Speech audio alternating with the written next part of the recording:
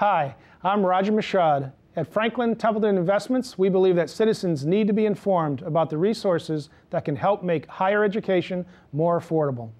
That's why we're proud to support programming produced by the Caucus Educational Corporation and their partners in public television.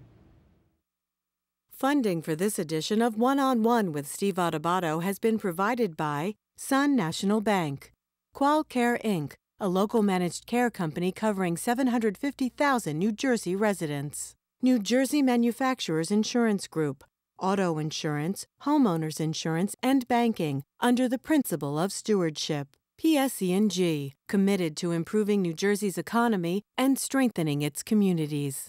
Fedway Associates, Inc., the Russell Berry Foundation, and by Cohn Resnick, providing accounting, tax, and advisory services for more than 90 years. This is One-on-One. When you first heard that they were doing Charlie Rose and Gayle King, didn't you go, what? People like laughing at others, so I don't mind if the other is me. See, you go right into the character. That's what it is. I'm bringing families together a half an hour each week. Man, I'm doing something special. And so I do feel successful.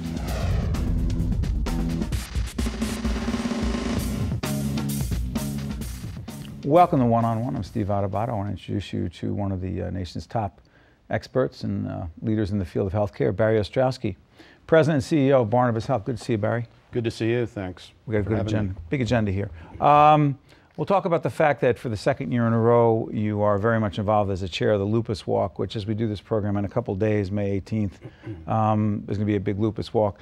I'll talk big picture healthcare as well, but even though the show will be seen after Lupus Walk, put up the website. Why is it so important? I think healthcare is dependent on scientific research. And one of the unique aspects of the Alliance for Lupus Research is that 100% of the money that's raised goes into research. It has a particularly strong benefactor in Woody Johnson. And so every dollar we raise of the Jets, so every dollar that we raise, we're able to actually make sure goes into finding a cure, or at least making the condition of lupus better. It's a magnificent event. Our entire system has embraced it. We have teams of walkers throughout the state come with Barnabas Health colors. And so we think it's an obligation on our part, not simply to treat the sick, but to find ways to contribute so that people won't get sick.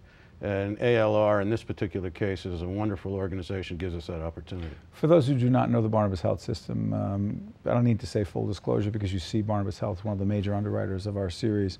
And we've done a lot of work together over the years. Describe what Barnabas Health is. It's an integrated healthcare system. It has 6 general acute care hospitals, a psychiatric hospital, 2 children's hospitals, a series of outpatient locations, and more than 4,600 physicians affiliated with it. And so we're statewide for the most part, and we are the state's largest integrated healthcare delivery system. We're the 2nd largest private employer in the state of New Jersey. And so we find that we have a variety of obligations. Help the sick, try to keep people healthy so they don't get sick, be economic engines to the state, so that we're very proud of what we've accomplished, and frankly, we're looking at getting bigger in the days to come, and so I think that'll be great. It's interesting, Barry, is we've been part of a lot of offline or off-the-air conversations, forums, community forums. That I've moderated, facilitated with you there, with a lot of tough questions being asked of community leaders, political leaders. A lot of folks in the community who want to know, with national health care laws changing in January of 2014 and things changing as we speak, what things are going to look like.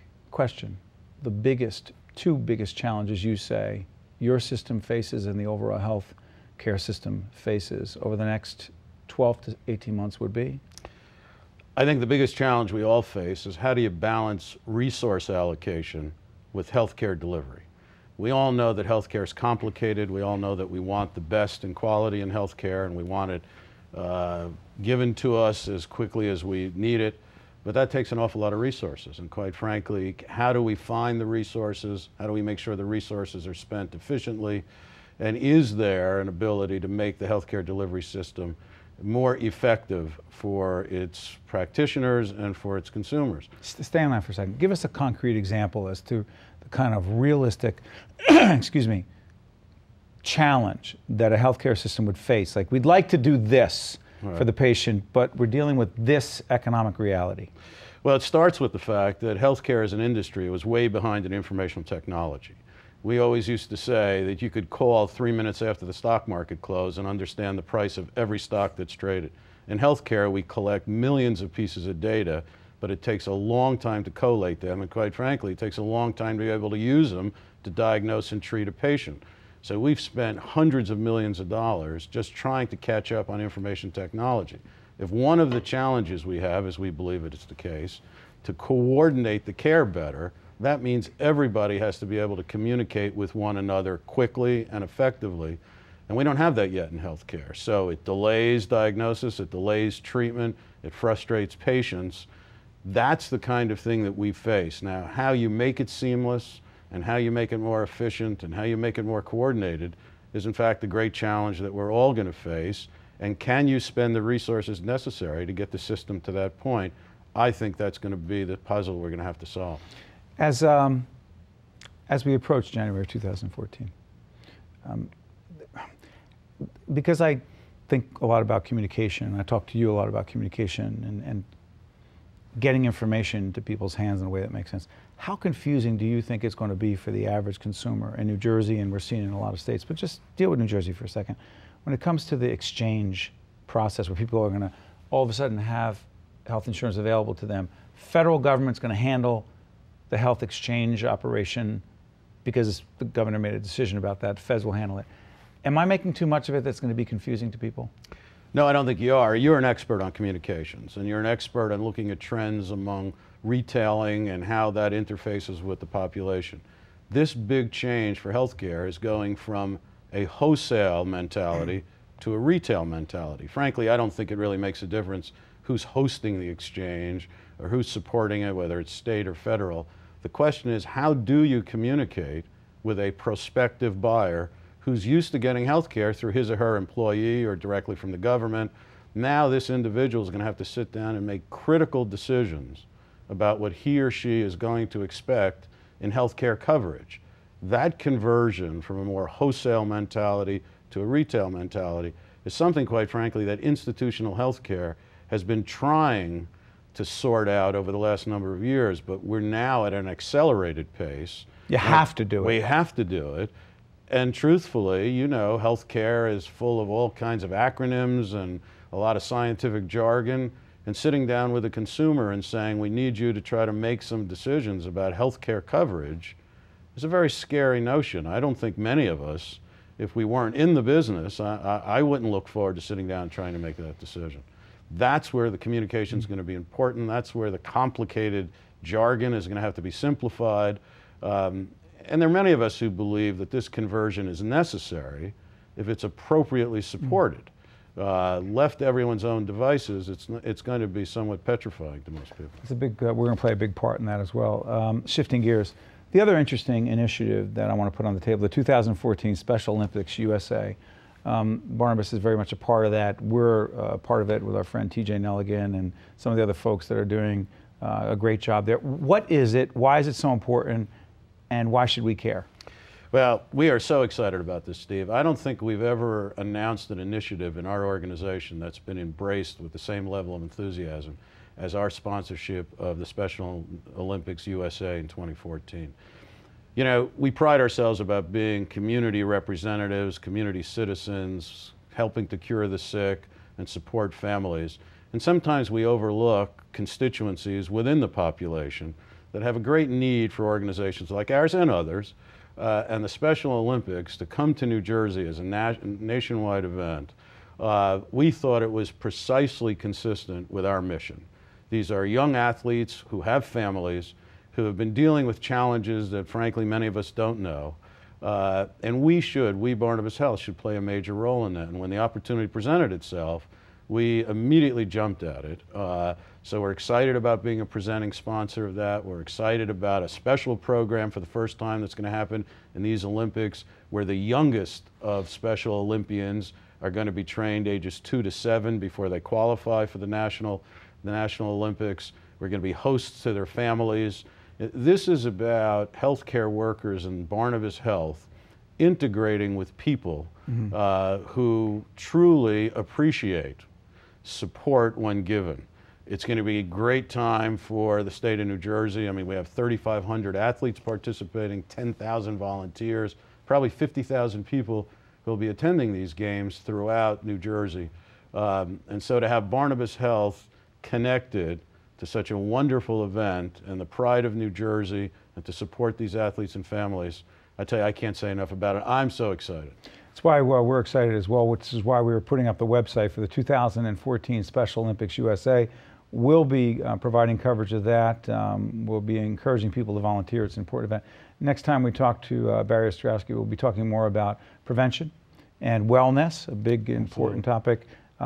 Quote that Barry likes to use is, life is better, healthy. It is. It is. Listen, Barry, I want to thank you for joining us and Always great to be keeping with us you. up to date. Stay right there. Thanks, Steve. One-on-one will continue right after this. We'll be right back. If you would like more information on this program, or if you'd like to express an opinion, email us at info@caucusnj.org.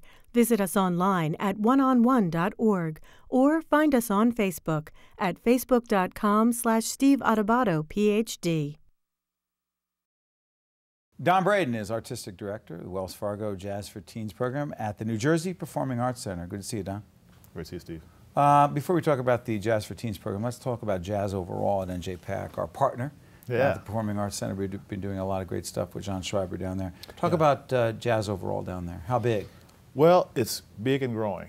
John's a big jazz fan, has a history of working in the industry, knows a lot of artists, loves the music, loves it, passionate about it. So as he forges the forward direction of NJPAC, he's looking at jazz in every stage of the process. It's great. Jazz, you know, the oldest American art form, right? Yep. Got a history connected to Newark, big time, right? Yes, definitely. And talk about Christian McBride in this piece. Tell folks who may not know Christian McBride. What's the piece there? Christian's a great bass player, composer, band leader. Good friend of mine. He actually, we were in when he was 18 and I was in my 20s, we were together in Freddie Hubbard's band for about a year and a half, touring. And even then you could see the incredible talent and great sense of humor, great energy. And he's coming on board. And he's on board. He is on board. Tell folks in what capacity. He's a jazz advisor at NJPAC, and what he's doing is basically helping in the specific implementation of all kinds of jazz initiatives at NJPAC, including the TD James Moody Democracy and Jazz Festival. That's big stuff. Yes, big stuff, and bringing a lot of heavy hitters for that. So let's go back to the Jazz for Teens program, the Wells Fargo Jazz for Teens program. Yeah. You've said that it isn't just the musical part of it. You often say that the Jazz for Teens initiative is focusing on humanity, listening, partnership, teamwork, democracy, and leadership. I'm thinking, wait a minute, Don, this is about jazz. It's about all that and more. Absolutely. Make the case. Well, the jazz ensemble consists of a group of people that, with relatively minimal piece of music, written music, create these incredible works of art and beauty. And the only way they can do that is through implementation of real specific human attributes. Leadership is key. They have to know where they're going. How to listen is key, because if you don't listen to each other, everyone's going to scatter. And we know what that happens in meetings or in a bandstand.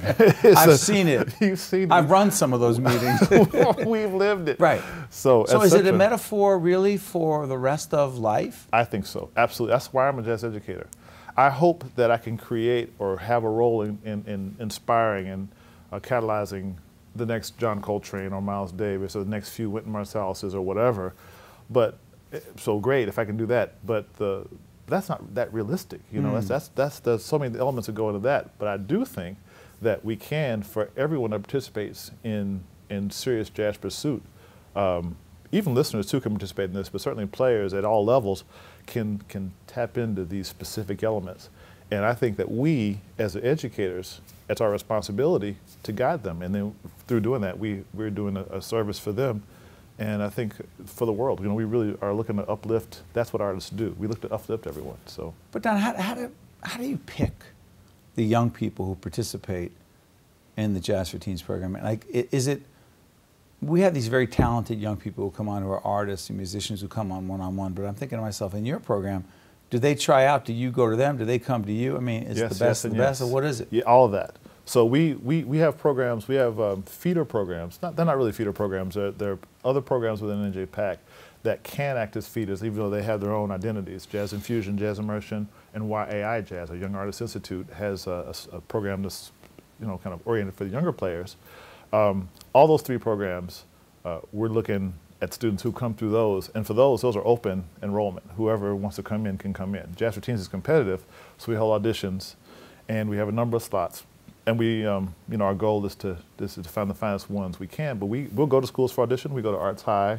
We've gone to Cicely Tyson. We've gone to a number of schools, not to mention the schools that we're already in with our various programs. And then they come to us on certain audition days as well. You know, there's a talented young man, Mr. Rodriguez, is it? Yes, Michael Rodriguez. Yeah, he's one of the graduates, is he, of the program? Yes, he is. Yes. Because we saw him perform right on the stage at NJPAC in a very big night. I guess it was the gala. Yes. We were there for it was the Motown night.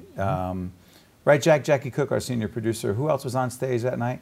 Darlene Love was there, and Valerie Simpson, and En Vogue was there with 4 Tops. And there this kid comes out there, this Rodriguez kid. I'm like, this kid came from the program. What was that like? Well, there's all kinds of talent that comes through. And certain people come in with a spark. He came in with a spark. Do you see it right away? Usually we do. Usually we see it right away. You get within a couple of minutes, oh, here's a comer. Most of us who are experienced in education, we see right away when someone's on a seriously ascending trajectory. We can feel it and see it and hear it pretty much within the first couple of minutes. But jazz is so interesting to me, growing up in Newark, but really knowing jazz and appreciating jazz to some extent, but really being drawn more to the R&B thing. Mm-hmm. It's the fusion, I hate to use the word fusion, but the connection between R&B and jazz is just, it's just there. Oh, yeah. Are the lines so clearly delineated between jazz and R&B, or is it just? Well, what I would say about jazz, the main differences between jazz and R&B, number one is the swing feeling that jazz is focused on, whereas R&B is more of a funk feeling, right. And the other is the improvisation. R&B tends to be more organized, not organized, they're both organized, but R&B tends to be composed, mostly composed music, and the jazz guys are mostly improvising. Now, that said, there's all kinds of flexibility in that side of it, which is the beauty of both genres. And so there's a lot of mix. I grew up in the 70s, so I played tons of R&B and funk music. And in fact, my newest record, not my newest one, but one I did last year was a funk record. So, but mainly I'm a jazz guy, and so I bring my jazz sensibility to R&B and to funk. But the thing is, if we train young people in jazz music, one of my many goals, besides these broad, human attributes that we talked about, is that the jazz musician is the most flexible of our musicians. We focus on sight reading, we focus on excellent instrumental technique, we focus on listening, and how to listen to music deeply and seriously, and we focus on improvisation. Those skills put together allow the jazz musician to function in any genre, which is why you see Beyonce has a bunch of jazz people in her band, and Whitney had Kirk Whalum, and Michael Jackson had Michael Bearden, and there's all these folks that have jazz people in their bands because the jazz guys are among the best musicians because it's the most difficult and challenging and deepest, richest music to study from perspective of fitting in so many different places. Well said, Mr. Don Braden, who is Artistic Director of the Wells Fargo Jazz for Teens program at NJPAC, handling the whole jazz scene at NJPAC, our partner with John Schreiber there. I want to thank you so much, Don. We appreciate it. Steve, it's my pleasure. You got it. Looking forward to seeing you down there where great stuff happens at the New Jersey Performing Arts Center. We'll be right back right after this. If you would like more information on this program, or if you'd like to express an opinion, email us at info@caucusnj.org. Visit us online at oneonone.org, or find us on Facebook at facebook.com/Steve Adubato, PhD. Charles Selengut is author of Sacred Fury, Understanding Religious Violence, and a professor of sociology at County College of Morris. Good to see you, Charles. Hi. Violence and religion, and people engage in all sorts of violence in the name of religion. We doing this program after the bombing in Boston. Is that an example of what we're talking about? I think so. All religions have messages of peace and love, but they also have prescriptions for violence against those peoples, governments, other religions they consider evil or dangerous to their own thinking. And there's no one religious group that engages in this. I mean, there are some folks who call themselves Christian, who in fact can justify or do justify the bombing of an abortion clinic or the killing of a physician who happens to perform an abortion and say they're doing it in the name of Christianity because they believe a certain thing about abortion, correct? Correct. Is that the same thing? That is an example of religious violence, and it's important to realize that the actual number of people who actually commit violence are very few. But there are hundreds, sometimes hundreds of thousands of supporters who themselves will not engage in violence, but they aid, abet. You mentioned the abortion, those Yes. killers of abortion doctors in Rochester and upstate New Yes. York. These people this man didn't act alone. He had safe houses, money, he had associates in Europe. So religious violence doesn't only refer to those people, individuals, who act, as in the case of Boston. These acts are never individual. They're always communal. There's always a large network. One of the problems with the media in the West, in Europe and in America, is the refusal to see these violence as communal. It's easy to see these as these disturbed people. Sometimes they are, Yes. or they're poor. There are bombers as Mohammed, as the lead bomber in Mohammed Atta in 9/11. 9/11, who was the graduate of the Hamburg Technical Institute. He won the first prize, but he was aided and abetted by an international group. Across the board, that's the nature of a religious violence. It's the refusal it's really a kind of Western ethnocentrism to refuse to recognize that while religion gives many loving and kind and does much good, worked against racial bigotry, works for world peace, there is an element in all religions where violence is legitimated and justified. So here's the question. What is it that we do about this if, in fact, it is less isolated and more pervasive given the aiding and abetting that you described? That's such a wonderful American question. You want the It's solution. an American question. That's all I've got. Okay. You know? The first step is real understanding. The problem is that this is not a criminal act. This is not psychological deviance. These are people acting in terms of their religious beliefs. It's not a criminal act? No, it's a criminal act, but it's absolutely criminal. It's not criminal in the sense that people hold up a 7-Eleven or they murder somebody for money. In that sense, it's not criminal. The people themselves who do it believe they're acting for godly and divine purposes. They're really convinced that they're doing the will of God. That's why we have the term holy war. The people who bombed 9/11 really believed they were really helping out their own religious message. How do we know that, as opposed to the fact that some believe they just hated Americans? Well, you have to see what they say, how they interpret their scriptures. In other words, there's a danger. In other words, we have to take people seriously. When people who engage in religious violence say they're acting in the name of religion, who is to say they're not? The point I'm trying to make is we can't tell religious people what is their religion. They are the ones to define it. Now, certainly most Christians are, the vast majority of Christians are appalled at these abortion killings, of course. Yet, these people themselves believe, honestly, they're doing it. In other words, part of the problem is, Steve, that I was saying before, is that the Western media and even Western academia are so secularized, are so removed from religion, that it's very difficult for them to really appreciate that other people in other parts of the world are willing to die for their religion. Fine, so say we accept and understand they're willing to die. You're willing to blow a plane, fly a plane into a building. You're willing to put a bomb at the finish line at the Boston Marathon. You're willing to kill a doctor who performs a legal abortion in this country. So we understand it. Then what? Then we have to understand where it's coming from. Once we could diagnose the problem, we may more easily be able to deal with it. But how? If someone believes that they have a divine right and a responsibility to do these things, and they will be rewarded in some way, tell me where that conversation goes.